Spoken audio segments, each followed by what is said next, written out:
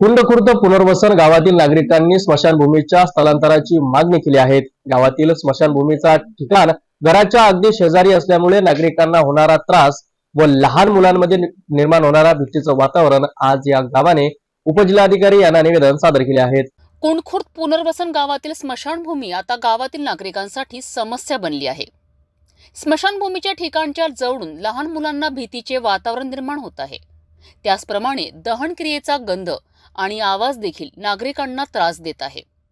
यामुळे ग्रामस्थांनी दोन्ही ग्रामसभांमध्ये ठराव करून स्मशानभूमी पाडण्याचा निर्णय घेतला आहे। अरविंद धर्मपाल राऊत, राहणार कुंडखुर्द पुनर्वसन कठोरा बुजुर्ग। आमच्या इथे कुंडखुर्द पुनर्वसनला स्मशानभूमीचे बांधकाम हे आमच्या घराला लागून झालेले असल्यामुळे ते लवकरात लवकर पाडण्यात यावे असे आम्ही आज जिल्हाधिकारी साहेब यांना निवेदन दिले। स्मशानभूमी ही मेन रस्त्याला असल्यामुळे गावाच्या येण्याजाण्याचा रस्ता असल्यामुळे तिथून शाळेतील लहान मुलं सर्व बाया मंडळी येणेजाणे करतात।